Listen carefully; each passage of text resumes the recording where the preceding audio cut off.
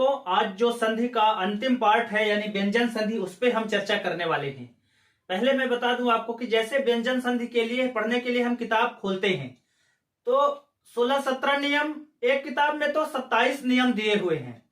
यद्यपि जो व्यंजन संधि है वो महत्वपूर्ण है वर्तनी के दृष्टिकोण से, और जो पूछा जाता है सबसे ज्यादा जगह जब व्यंजन संधि के बारे में पूछा जाता है तो उसके बारे में सबसे पहली बात हम ये जान लें कि व्यंजन संधि में धन के एक तरफ किधर भी, चाहे इधर और चाहे इधर, किधर भी एक अगर व्यंजन आ गया तब वहां व्यंजन संधि होती है। जैसे मान लीजिए धन के इधर या इधर किधर भी आ जाए तो वहां पर व्यंजन संधि होती है। ठीक, जैसे मान लीजिए लिखा था, वही उदाहरण हम ले लेते हैं, जगत धन नाथ। ठीक, तो धन के एक तरफ चाहे इधर या इधर, अब देखिएगा जरा, अगर दोनों तरफ है तो डेफिनेट है कि व्यंजन संधि होगी ही होगी, पर शर्त यह है कि धन के चाहे इधर आ जाए चाहे इधर आ जाए। मतलब अगर एक तरफ मान लीजिए इधर आ जाता है जगत धन ईश, तो शर्त यह है कि धन के एक तरफ व्यंजन का होना अनिवार्य है। ठीक ना, आमतौर पर इसमें हलंत लगा होता है, तो व्यंजन संधि की परिभाषा हमारी एकदम स्पष्ट है कि धन के चाहे दोनों तरफ हो जाए तो बहुत अच्छी, या धन के किसी भी एक तरफ व्यंजन का होना अनिवार्य है तो वहां व्यंजन संधि हो जाएगी। अब चूंकि व्यंजन संधि पूरा जो है नियमों पर आधारित है और जितने नियम है उतने ही अपवाद हैं, तो अपवाद भी बहुत सारे हैं, नियम भी बहुत सारे हैं। हमको तो केवल ऐसा काम करना है कि 5-6 नियम मिल जाए। आदमी कितना नियम याद कर सकता है? 5-6 याद कर सकता है। ठीक, लेकिन 27 नियम, 26 नियम, 15-20 नियम, इतना नियम थोड़ी याद कर पाएगा आदमी। तो हमारी कोशिश यह है कि हम केवल 5-6 नियम ही पढ़ेंगे व्यंजन संधि के, लेकिन उस 5-6 में पूरे 27 नियम को समाहित भी कर देंगे। कोई नियम छूटेगा नहीं कि हमने मोस्ट चुन लिए हैं और बाकी छोड़ दिए हैं। तो जो नियम नंबर 1 है, एक एक करके हम चलते जाते हैं। नियम नंबर 1 ये है कि यदि मान लीजिए धन की इधर, ठीक, कौन कौन सा,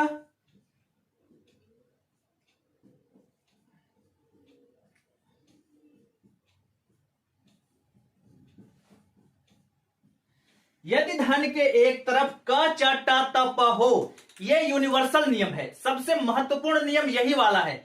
इसी के खूब सारे भेद हैं, तो इसको सबको इकट्ठा करके हम समझ लेते हैं कि यदि क च ट त प के बाद यानी एक तरफ यहां पर जो है या तो क हो या तो च हो या तो ट हो या तो त हो या तो प हो, और दूसरी तरफ कोई सघोष वर्ण हो या अल्प प्राण हो। याद रखना है, देखिए व्यंजन संधि में आपको याद करना ही पड़ेगा, इसका कोई विकल्प नहीं है। सारा नियम को कोशिश करेंगे हम कि समझ लें एक ही बार में। तो एक तरफ अगर क च ट त प आ जाए और दूसरी तरफ या तो सघोष या तो अल्प प्राण। अब यहां पर सघोष का क्या मतलब है? सघोष का मतलब यह है कि जैसे क ख ग घ होता है तो आगे के 2 अघोष होते हैं और पीछे के 3 सघोष होते हैं। तो यहां पे तीसरा या चौथा, 5वां क्यों नहीं? 5वां तो देखिए अंगा अड़ा या होते हैं, तो यहां पे कोई भी शब्द जो होता है ना वो अंगा या अड़ा से शुरुआत उसकी नहीं होती है। ठीक, तो यहां पे अंगा अड़ा या का आना तो पॉसिबल नहीं होगा। ठीक, ना और म आ सकता है तो उसको जस्ट इसी के बाद उसकी चर्चा करेंगे ही, अलग से नियम ही है उसका। तो धन के एक तरफ अगर क च ट त प आए, दूसरी तरफ सघोष, सघोष में कौन कौन से आते हैं? तीसरा चौथा आ जाए या तो कोई स्वर आ जाए, स्वर भी समस्त स्वर सघोष होते हैं, तो या तो क च ट त प के बाद कोई सघोष हो या अल्प प्राण यानी यारा लावा हो। ऐसी दशा में जो यहां लिखा हुआ है धन के ठीक पहले वाला वो अपने तीसरे में परिवर्तित होगा। मान लीजिए लिखा है दिक धन गज, धन के एक तरफ अगर क च ट त प हो और दूसरी तरफ कोई सघोष हो तो सघोष है, यानी यहां पे धन के दूसरी तरफ तीसरा या चौथा वर्ण हो या कोई स्वर हो या कोई अल्प प्राण का यानी यर अलावा का हो, ऐसी दशा में ये क जो है अपने तीसरे में परिवर्तित हो जाएगा, तो ये बन जाएगा दिग्गज। मैं सारा ही लेके आपको नहीं बताऊंगा, केवल एक एक दो दो इसके उदाहरण ले लूंगा। जब हम प्रैक्टिस करेंगे ना, तब वहां पे बहुत सारी संधि के शब्दों को हम लेंगे। अब मान लीजिए लिखा है दिक धन अंबर। तो देखिए, धन के एक तरफ का चट्टा तप्पा, धन के दूसरी तरफ कोई स्वर, तब ऐसी दशा में का रूपा। व्यंजन संधि का सबसे बड़ा नियम है और एक झटके में पूरा वो सॉल्व हो गया। क्या? अगर एक तरफ का चट्टा तप्पा हो, दूसरी तरफ कोई सघोष। सघोष दो प्रकार के होंगे, या तो स्वर और या तो व्यंजन। तो सघोष में अगर कोई स्वर आता है या व्यंजन में सघोष कौन से होंगे? तीसरा और चौथा होगा। तो या कोई व्यंजन आता है या अल्प प्राण आते हैं यानी यार अलावा आते हैं, उस दशा में ये धन के ठीक पहले वाला जो है ना अपने तीसरे में बदलेगा। यानी क का तीसरा क्या होगा? क ख ग, तो ये बदल जाएगा दिगंबर। मान लीजिए लिखा है अप धन जा, चा छा जा, का चा टा ता पा के बाद यदि कोई सघोष वर्ण है तब प का रूपांतरण अब जो मतलब होता है कमल। अब मान लीजिए चलिए एक उदाहरण और दे देते हैं। अच धन अंता, यदि क च ट त प के बाद कोई स्वर होता है तो ये अपने तीसरे में बदल जाएगा, और अगर धन के बाद कोई स्वर होता है तो अपनी वो मात्रा में बदल जाएगा। तो इसको अजंता एलोरा पढ़ा है ना हमने, ठीक? ये एकदम सही हो गया।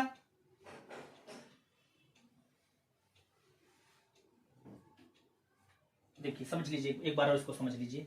अब्ज का मतलब होता है कमल, अप धन जा।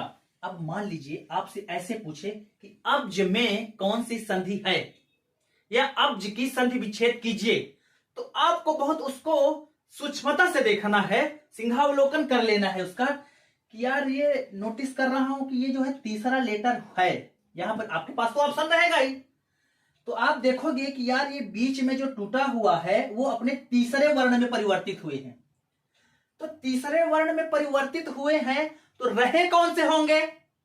पहले वाले रहे होंगे, माने काचा टप्पा रहे होंगे, और तीसरे में परिवर्तित हुए हैं। तो देखिए ना, सबको नोटिस कीजिए, ये भी तीसरा में परिवर्तित हुआ है, ये भी तीसरा में परिवर्तित हुआ है, ये भी क ख ग तीसरा वर्ण है, ये भी परिवर्तित हुआ है, ये ब जो है ये भी तीसरा में परिवर्तित हुआ है।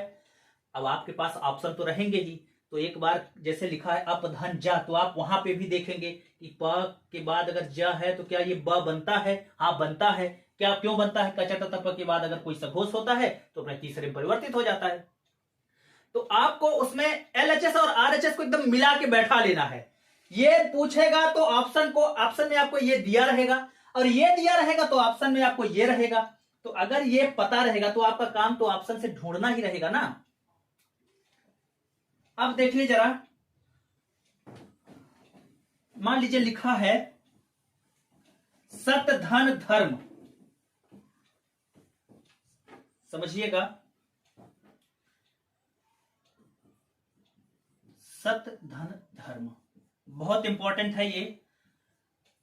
क च ट त प के बाद त थ द ध चौथा वर्ण आया है, ऐसी दशा में ये अपने तीसरे वर्ग में रूपांतरित होगा और बन जाएगा सद्धर्म। आपको पता है कि सद्धर्म कैसे लिखा जाता है? द के नीचे ऐसा ऐसा बना देते हैं, वो वाला, ठीक? तो समझाने के लिए आपको लिख दिया सद्धर्म। तो अब ता के साथ ना एक विशेष नियम है। अभी आपने देखा कि इस वाले में तो ता बहुत अच्छे से फॉलो कर रहा है, ठीक? लेकिन ता का एक विशेष नियम, ता या द का एक विशेष नियम है, उसको हमको अपवाद स्वरूप जरूर पढ़ना है, ठीक? एक नियम तो एकदम कुल 4-5 और नियम बचे हैं, और वो 4-5 बहुत छोटे छोटे हैं। सबसे बड़ा ना यही वाला उदाहरण है, यही वाला वो है परिभाषा, यही वाला नियम सबसे बड़ा है, बाकी सब बहुत छोटे छोटे हैं। तो ता या द का नियम एक स्पेशल नियम है, उसको हम समझ लेते हैं। तो देखिए, यदि ता या द के बाद कौन कौन सी परिस्थितियां होंगी आप एकदम चार्ट से समझ लीजिएगा। त या द के बाद यदि च आता है, छ आता है, ज आता है या झ आता है, ट आता है या ठ आता है, ड आता है या ढ आता है, या ल आता है, तब जो है इसी का त का परिवर्तन, यदि समझिएगा त के बाद धन के एक तरफ, ठीक, एक तरफ त रही और दूसरी तरफ इतने आ जाएं, सीक्वेंस ही तो हैं, कौन कौन से, तालु और मूर्धा के वर्ण अगर आ जाते हैं, त के बाद अगर तालु या मूर्धा के वर्ण आते हैं तब उनमें क्या परिवर्तन होता है ये समझिएगा। तो त के बाद च छ ज झ ट ठ ड ढ, अगर ये शब्द चार में से आ जाते हैं, या ला आ जाता है, तब जो त का परिवर्तन होगा ना, ये इन्हीं के पहले पहले वाले में हो जाएगा। पहले पहले में मतलब जैसे मान लीजिए लिखा है उत धन चारण, उत धन चारण, तो क्या बन जाना चाहिए, त के बाद यदि च छ ज झ ट ठ ड ढ या ला आता है, तब त का परिवर्तन इन्हीं का पहला पहला, जो पहले पहले वाले हैं, यानी त के बाद अगर च या छ आता है तो त बदल जाएगा च में, त के बाद यदि ज या झ आता है तो त बदल जाएगा ज में, त के बाद अगर ट या ठ आता है तब त बदल जाएगा ट में। जैसे मान लीजिए लिखा है तत् धन टीका, कई बार पूछा हुआ है, तो त के बाद यदि ट आता है तो त भी ट में बदल जाएगा, ठीक, तो ये बन जाएगा, नियम तो पढ़ना ही पड़ेगा चाहे सरल हो या कठिन हो, छोड़ तो सकते नहीं है। त के बाद ड आता है या ढ आता है तो त खुद ही बदल जाएगा किसमें, ड में। जैसे मान लीजिए लिखा है उत धन डयन, तो क्या हो जाएगा, उड्डयन, ये खुद ही ड में बदल जाएगा। बोल रहे हैं ना त के बाद यदि ड या ढ आता है तो त खुद ही बदल जाएगा ड में, ठीक ना, पहले पहले वाले में। अब जैसे लिखा है तत् धन लीन, तो जो त है वो खुद ही बदल जाएगा ल में, तो बन जाएगा तल्लीन। ये त का नियम, त या द का नियम तो देखिए बहुत स्पष्ट है, बहुत क्लियर है कि सर जो पहला नियम था हमारा कि कचटता के बाद कोई सघोष या कोई अल्प प्राण का आता है वर्ण, तब ये जो है अपने तीसरे में परिवर्तित हो जाता है। लेकिन सर त का एक विशेष नियम है, क्या वो नियम है, विशेष नियम ये है कि यदि त के बाद तालु या मूर्धा के वर्ण आते हैं, तालु या मूर्धा के वर्ण आते हैं, तब त जो है उसका जो रूपांतरण होगा, त या द दोनों एक ही बात है, चाहे उत धन चारण लिखिए चाहे उत धन चारण लिखिए, बात एक ही है, तो अमूमन आदमी इसी को लिखेगा। तो देखिएगा ना त या द के बाद सर अगर तालु या मूर्धा के वर्ण आते हैं तब थोड़ा हमको ध्यान ये रखना पड़ेगा कि त अपने पहले पहले में जो जो आ रहा है उसका अपना पहला पहला, अघोष का है तो अघोष के पहले पहले वाले में, असघोष है तो उसका पहले पहले वाले में बदल जाएगा। यानी त के बाद च छ आएगा तो त च में, त के बाद ज झ आएगा तो त ज में, त के बाद ट ठ आएगा तो त ट में, त के बाद ये ड ढ आएगा तो त ड में। इन दोनों के ना इनके साथ जो है उदाहरण बहुत कम मिलते हैं, बिरले मिलते हैं, या है ही नहीं मान लीजिए। बस त का एक विशेष नियम है, विशेष नियम में ही एक लास्ट इसी का एक अंग और है, उसको भी हम देख लेते हैं। क्योंकि हमारे जो सोच है वो ये है कि कुछ भी छूटना नहीं चाहिए, कोई भी नियम, सिर्फ इसलिए कि वो आपको इंटरेस्टिंग नहीं लगता इस बेस पे। मान लीजिए त के बाद ऐसी कंडीशन निर्मित हो जाए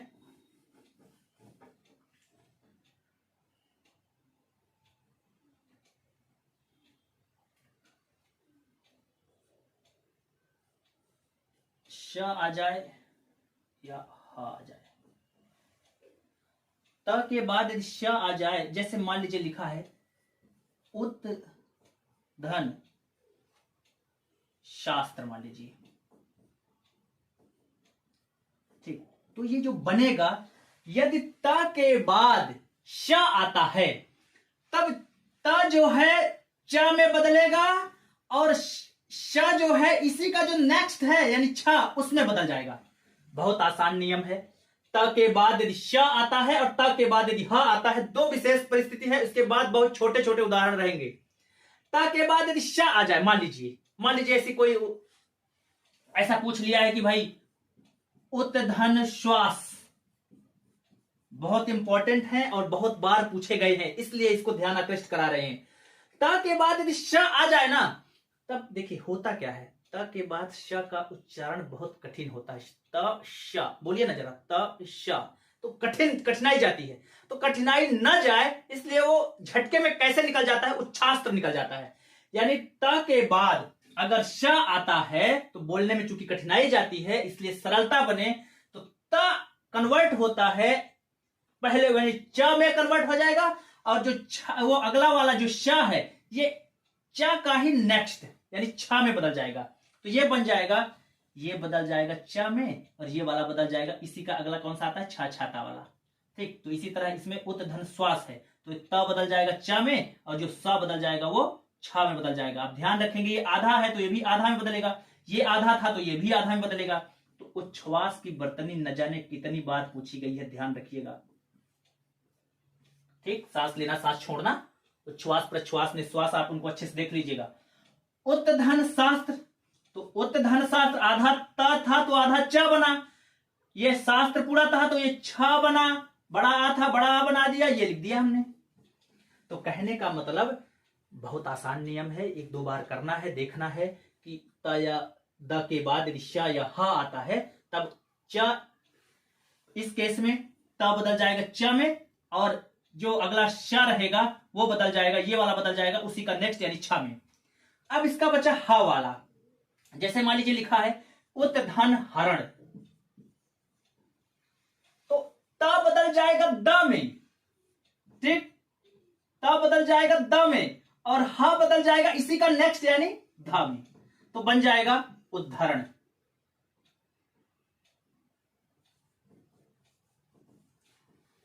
अब मान लीजिए, जैसे मान लीजिए लिखा है तत्हित लिखा है, आप बताइए जरा कैसे बना होगा, कॉपी पे नोट कीजिए, बहुत बार लिखा हुआ है, पूछा हुआ आ जाता है कि तत्हित, तो तद्धित कैसे बनता है जरा देखिएगा। लिखा तत् धन हित, आप बनाइए जरा, सोचिए जरा। सर आपने बताया है नियम, त के बाद अगर ह आता है या त के बाद अगर श आता है तो दो परिस्थितियां कौन सी होती हैं। तो त के बाद अगर ह आता है तो त बदल जाएगा, ये वाला बदल जाएगा द में, और ये बदल जाएगा उसी का नेक्स्ट यानी ध में, तो तत् हित त बदल जाएगा, ये बदल जाएगा आधा द, ये हटेगा, और ये बदल जाएगा हा था तो ध में बदल जाएगा, ही लगा है तो धी बन जाएगा तद्धित। तो तद्धित, उद्धृत, उद्धारण, उद्धारण, ये सारा ही जो है उद्धार। ठीक, पूछ लिया उत्धन हार, कई बार पूछा हुआ है, चेक कीजिए कैसे। सर त बदल जाएगा द में, ह बदल जाएगा ध में, क्यों, क्योंकि त के बाद दो स्पेशल केस है, विशेष नियम है। अब जितने भी हैं व्यंजन संधि के, चूंकि व्यंजन संधि का बर्तनी के हिसाब से बहुत बड़ा योगदान होता है, इसलिए व्यंजन संधि का कोई भी नियम जो है आप स्किप नहीं करना, क्योंकि हमको सबको पता है कि ये इंटरेस्टिंग नहीं रहता। ये टॉपिक ऐसा ही है, इसमें इंटरेस्ट आदमी का जगता नहीं है, इतने सारे नियम रहते हैं, लेकिन हमको सिर्फ 5 नियम पढ़ने हैं, बस 5-6 नियम, और उससे ज्यादा बिल्कुल नहीं पढ़ना है। दूसरा जो हमारा नियम है म का नियम, म का नियम क्या होगा। म के नियम में अब बहुत छोटे छोटे नियम है। म के नियम में क्या होगा, अरे सर म के नियम में धन के चाहे इधर और चाहे इधर, किधर भी म होगा, यही होगा ना।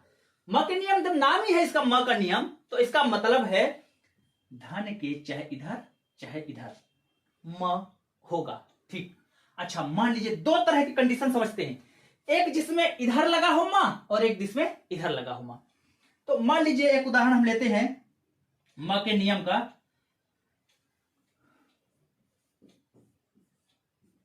चित धन मय, और दूसरा लेते हैं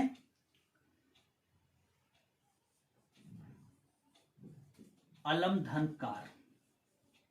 एक उदाहरण समझा दूंगा, बाकी है तो बहुत सारे, आप बना लेना, किमचित बना लेना, वांगमय बना लेना, ठीक, संवाद बना लेना। तो देखिए दोनों को समझिएगा।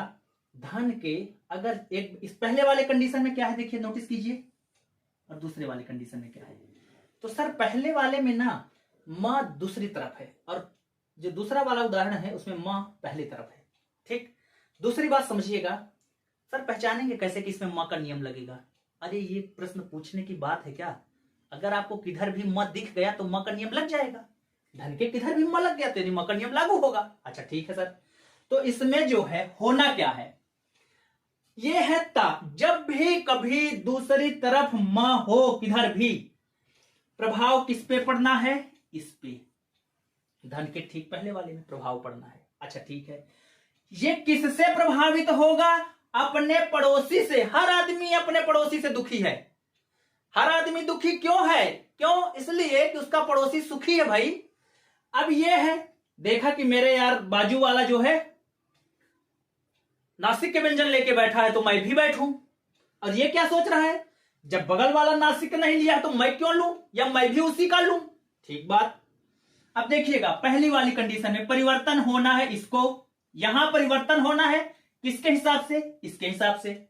अच्छा ठीक है, तो इस वाले कंडीशन में सर, इस कंडीशन में भी परिवर्तन होना है यहां पर ही, तो किस हिसाब से, सर इस हिसाब से होगा। क्यों, क्योंकि सर आपने बताया है कि परिवर्तन धन के ठीक पहले होगा इस केस में, तो धन के जब ठीक यहीं पे होना है, परिवर्तन दोनों परिस्थितियों में यही होगा है, तो नकल किसकी करेंगे, ये दोनों इसकी नकल करेंगे। तो कैसे नकल करेंगे, जैसे लिखा है चित धन मय, तो देखा कि इसने देखा कि ये पांचवा अक्षर है, मैं भी पांचवा अक्षर बनना चाहता हूं, तो कैसे बनूंगा, मेरा है क्या पांचवा अक्षर, हाँ तो है ना पांचवा अक्षर तुम्हारे पास, तुम्हारे वर्ग का क्या पांचवा अक्षर है, तो देखा ता था दा धा ना, तो तुम भी अपने पांचवें अक्षर में बदल जाओ। बोला ठीक, मैं अब पांचवें अक्षर में बदलूंगा, तो बन गया चिन्मय।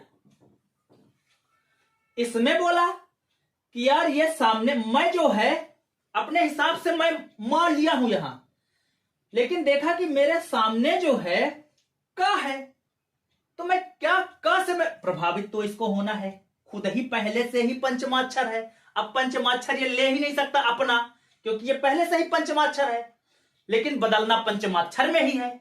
अब दूसरे का पंचमाक्षर कहां पाए वो, बोले सामने वाले का पंचमाक्षर ले लू ना, मैं नकल किया था ना इसमें भी, तो ठीक है भाई, हम का पांचवा अक्षर अब ले लेंगे, जिधर भी है उसके अपोजिट साइड वो पांचवा अक्षर ले लेना है आपको। तो ठीक इधर म था, अब ये नकल करेगा इसका, परिवर्तन यही होना है, परिवर्तन देखिए यही हो सकता है। अब जब पहले से ही ये पांचवा अक्षर था तो कुछ ना कुछ तो परिवर्तन करना ही था उसको। अब पांचवा अक्षर वो किसका लाए, आप खुद सोचिए ना, किसका लाए, कहां पाए, तो इसी का पांचवा अक्षर लेगा। तो यहां पर पांचवा अक्षर क्या है, अब इसी का पांचवा अक्षर देखिएगा, क ख ग घ अंगा, तो अंगा लिखा कैसे जाता है, ये आ, याद है आपको अलंकार कैसे लिखा जाता है, या कहीं कहीं ऐसे लिख दिया गया, तो अलंकार की वर्तनी जैसे ये बना दिया गया। अब चूंकि वर्तनी में अब ऐसा भी चलता है, क्योंकि ये टाइपिंग में करने में कठिनाई है, इसलिए अंगा या अड़ा को सीधे बिंदी से काम चलाया जाता है। अब तीसरी कंडीशन समझिएगा, मान लीजिए लिखा है सम धन वाद, बदलना इसको है, इसके अनुसार बदलना है। म का नियम लागू होगा, हाँ सर लागू होगा, क्योंकि धन के एक तरफ म है तो म का नियम तो लागू होगा। इसको बदलना भी है, क्योंकि धन के ठीक पहले पर बदलाव भी लाना है। अब बदलाव लाना है तो दूसरी तरफ देखा तो यार उसके पास तो पांचवा अक्षर है ही नहीं, पहले से दरिद्र है, पहले से भिखारी है, उसके पास कुछ है ही नहीं, क्योंकि इसका पांचवा अक्षर होता ही नहीं है। पांचवा अक्षर कहां तक होता है, क ख ग घ छ छ झ टाठा डढ़ा तथा दधना प फ ब भ म, इनका पांचवा तो होता ही नहीं है, यारा लावा शा सा सा, पांचवा अक्षर है ही नहीं। अब क्या करूं मैं, लेकिन मुझे तो बदलना है, मुझे तो चेंज होना है, मैं ये रूप में नहीं रह सकता हूं। भाई नहीं रह सकते हो तो क्या करोगे, एक बिंदी रख लो और क्या, हट जाओ और एक बिंदी रख लो। तो यदि पंचमाक्षर नहीं है और बदलाव होना ही है तो सिंपली एक बिंदु का रूप धारण कर लिया जाएगा। ये दूसरा नियम भी हो गया। अब सारे नियम बहुत ही आसान रहेंगे। म का नियम बहुत आसान, एक तरफ म रहेगा, परिवर्तन कहां होगा, धन के ठीक पहले। इस केस में धन के एक तरफ अगर रहेगा, जो अपोजिट साइड वाला रहेगा उसका पांचवा अक्षर उठा लेना है चुपचाप। तीसरा नियम है छ का नियम। क्या होगा मतलब छ का नियम में, हमने पढ़ा म का नियम, हमने पढ़ा छ का नियम, अब देखिए अभी पढ़ेंगे श का नियम। बस 3-4 नियम है, पूरा व्यंजन संधि फिनिश। छ का नियम में क्या होगा बताइए जरा सर। छ का नियम में सर छ रहेगा एक तरफ किधर भी, और क्या, ठीक। तो अगर मान लीजिए छ का नियम ये कहता है कि मान लीजिए धन के ठीक पहले छोटी ई या छोटा ऊ की मात्रा रहे, ठीक, और बाद में छ शब्द आ जाए, तब वहां छ का नियम लगेगा। ठीक, ऐसा है, सॉरी, ये छ का नियम ऐसा है। तो छ का नियम में क्या होगा, धन के किधर भी अगर छ होगा तो छ का नियम लगेगा। तो क्या शर्त क्या है हमारी, इधर तो मुश्किल रहता है, होता ही नहीं है। यदि इधर छोटी ई या छोटा ऊ रहे और बाद में छ छाता आ जाए, तो आपको समझ जाना है कि वो जो छ है वो छ में बदलेगा। अब बस इतना छोटा सा नियम, मतलब लिखा है ना, अनुधन छेद परिधन छेद विधन छेद, बनेगा क्या, अनुच्छेद बन गया, परिच्छेद बन गया, विच्छेद बन गया। नियम हमको एकदम जबानी रट गया है। कैसे रट गया है, आप पता कैसे करोगे सर? मान लीजिए आप तो इसका बता रहे हैं, मान लीजिए ऐसा पूछ लिया कि अनुच्छेद में कौन सी संधि विच्छेद होगी, तो कैसे दिमाग काम करेगा सर कि इसमें छ का नियम लगेगा? आपको दिख नहीं रहा है एकदम अच्छे से, ये छ लिखा हुआ है, ये छ कब आता है? जब रिवर्स जाएंगे नियम के ना, तब आपको छ प्राप्त हो जाएगा। कि सर ने तो बताया था ना कि अगर कहीं छ आता है तो पहले वो रहा क्या होगा। यदि कभी छ आता है ई या ऊ के बाद, यदि कभी छोटा ऊ के मात्रा छोटा ई के मात्रा के बाद छ आता है, तो जो छ है वो छ में बदल जाता है। ये वाला जो छ है ना, ये किसमें बदल जाएगा, छ में। एक बस इतना सा आसान सा नियम है, एक छोटा सा। बस 3 नियम हमने पढ़ लिए हैं, 3 छोटे छोटे, खूब छोटे छोटे अब सारे नियम हैं। अब मान लीजिए अगला है स का नियम। हमने पढ़ा म का नियम, हमने पढ़ा छ का नियम, हमने पढ़ा स का नियम। अब देखिएगा, सेम इसी से संबंधित है स का नियम। मान लीजिए ऐसा है कि एक तरफ, जैसे अभी हमने क्या बताया, जैसे छ का नियम था वैसा ही स का नियम है। इसमें होना क्या है, मान लीजिए धन के एक तरफ ई या ऊ की मात्रा आ जाए और दूसरी तरफ स आ जाए। याद कीजिए ना, छ का नियम तो हमने ऐसे ही पढ़ा है ना, सेम पढ़ा, बस यहाँ छ था तो वहां छ हो गया। अब मान लीजिए एक तरफ छोटा ई या छोटा ऊ की मात्रा हो और दूसरी तरफ स हो, फिर ऐसी दशा में क्या होगा सर? ऐसी दशा में भाई इधर स्वर था लेकिन इधर तो व्यंजन है, इसलिए व्यंजन संधि लागू होगी। अब धन के इधर ई या ऊ आए, दूसरी तरफ सश्रौता आ जाए, ऐसी दशा में सश्रौता सिंपली श षटकोण में बदल जाएगा, कन्वर्ट इन श षटकोण, बस और कुछ नहीं होगा। और बहुत बार पूछा है, जैसे मान लीजिए पूछा है अभिधन सेक बराबर अभिषेक विधन सम। सम विषम ऐसे ही लिखते हैं ना, लेकिन जब ये बनता है तो कैसे बनता है, विषम। याद आ रहा है क्या, अभिधन सेक। मान लीजिए लिखा है सुधन सुप्त, क्या लिख देते हैं, प्रसुप्त में वैसे ही आता है, लेकिन सुसुप्त में, क्योंकि सु में ऊ की मात्रा है ना, ई की मात्रा है ना, उसके बाद सश्रौता आ जाता है ना, तब सश्रौता श षटकोण में बदल जाता है।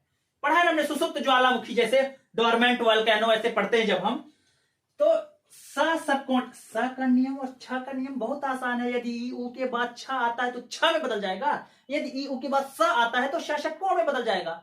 हमारे 3 नियम हो गए, पूरे 4 नियम हो गए हमारे, केवल 2 नियम और बचे हुए हैं।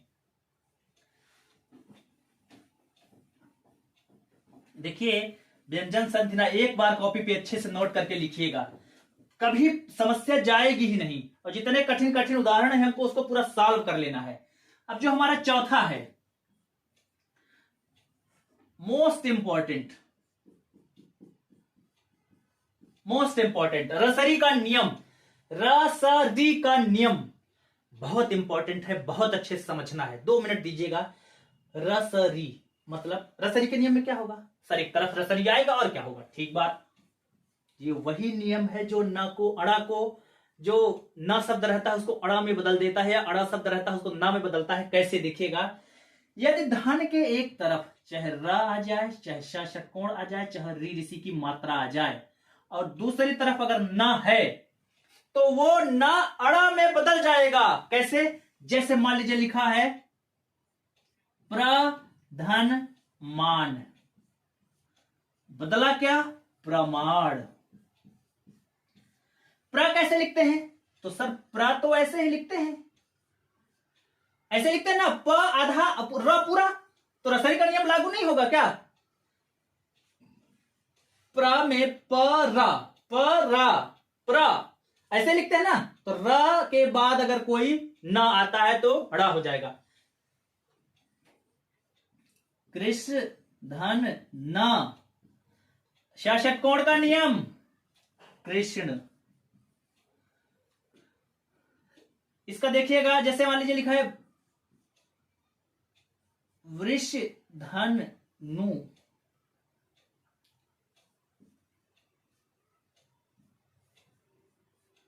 सॉरी विष धन नु,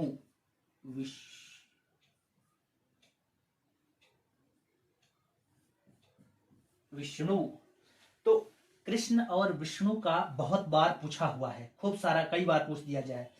जैसे भूषण, तो भूष धन अन, रसरी का नियम षटकोण के बाद आ जाए, क्री धन पान, क्री री ऋषि की मात्रा के बाद ना आता है तो वो कृपाण हो जाएगा।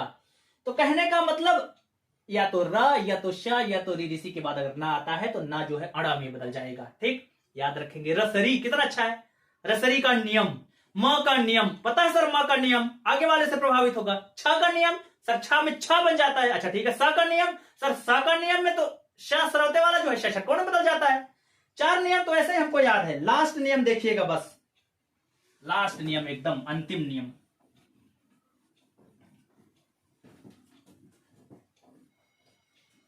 भाई हमने आपको पढ़ाया था सरवते का नियम, और एक अंतिम है षटकोण का नियम, अंतिम। सॉरी ये 5वां नियम था, यानी छठवां, पहले वाले को मैं काउंट नहीं कर रहा था। अब ये 6वां नियम देखिएगा, षटकोण का नियम। तो षटकोण के नियम में होगा क्या सर, एक तरफ षटकोण होगा, लास्ट नियम है बस। इसके बाद इसके एक तरफ मान लीजिए षटकोण है, और इसके तरफ इधर अगर त आता है या थ आता है, इधर श के बाद यदि त या थ आता है, तब इनका परिवर्तन इसी के ठीक ऊपर वाला, त के ऊपर वाला क्या होता है, टमाटर होता है सर, ट के नीचे होता है ना त, और इसका ठीक ऊपर वाला तो ये बदल जाएगा ठा।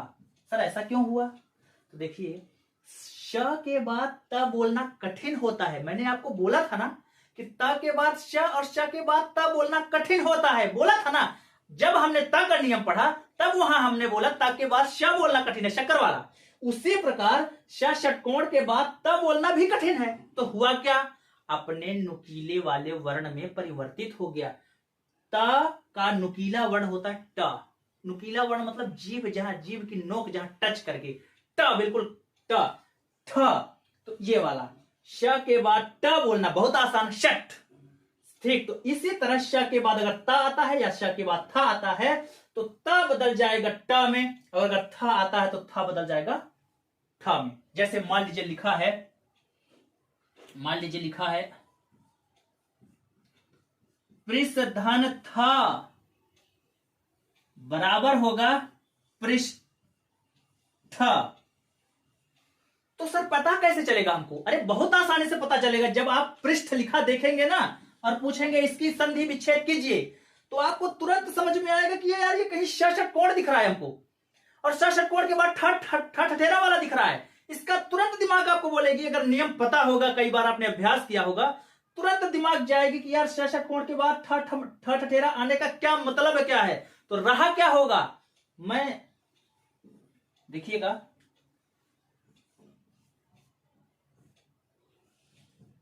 तुस धन त, मतलब ये कि अगर सिंपली आप नियम नहीं जानते हैं ना, तो तुष्ट की संधि विच्छेद तो आदमी कर ही ना पाए, नहीं करना कठिन हो जाए, ये बात ही ना जाने, तो हम सिर्फ यह सोचकर कि यह संधि का नियम कठिन है, ये सोचकर संधि नहीं छोड़ सकते हैं। तो सिद्धांत मैं आपका ध्यान आकृष्ट कराना चाहूंगा। आकृष्ट धन बोलिए, आकृष्ट होता है ना, तो रहा क्या होगा, सत्ता रहा होगा। सत्ता के बाद श के बाद अगर ता आता है तो ता कन्वर्ट इनटू टा और बन जाएगा आकृष्ट। तो हमारी जो व्यंजन संधि है वो पूरी फिनिश हो गई है। पांचों संधि छवो नियम कौन कौन सा नियम था, देखो मुझे मुंजबानी याद है कि सर पहला वाला जो नियम था वो तो क्या था, काचा टप्पा के बाद यदि कोई सघोष या तीसरा चौथा वर्ण वाला या यारा लावा आता है तो अपने तीसरे में परिवर्तित हो जाएगा। ठीक उसके बाद मैंने बताया कि त का एक विशेष नियम है कि त या द के बाद यदि चछ जझ टठ डढ़ या ला आता है तो त अपने पहले पहले वाले में बदल जाता है। उसके बाद मैंने बताया त के बाद श का नियम, त के बाद ह का नियम, तो त के बाद श आता है तो वो त च में बदल जाता है और श छ में बदल जाता है। जैसे उच्छ्वास्त्र बताया था मैंने, उच्छ्वास बताया था, उच्छ्वास बताया था उसी का। फिर उसी तरह त के बाद अगर ह आता है तो त बदलेगा द में और ह बदलेगा उसी का नेक्स्ट यानी ध में। उद्धार बताया था आपको, उदाहरण बताया था। तीसरा नियम हमने पढ़ा, म का नियम पढ़ा, दूसरा नियम सॉरी म का नियम पढ़ा, फिर छ का नियम पढ़ा, फिर स का नियम पढ़ा, फिर रसरी का नियम पढ़ा, फिर ये षटकोण का नियम पढ़ा। बस 5-6 तो नियम है, 27 को पूरा बना के जमा के हमने एक में कर दिया है। बस इसका प्रैक्टिस सेट और सॉल्व कराना होगा। ठीक, स्वर व्यंजन विसर्ग तीनों ही हो गया है, वर्णमाला भी हमारा चैप्टर क्लियर हो गया है। सब आप अच्छे से देख लीजिएगा। ठीक, नमस्कार, जय हिंद।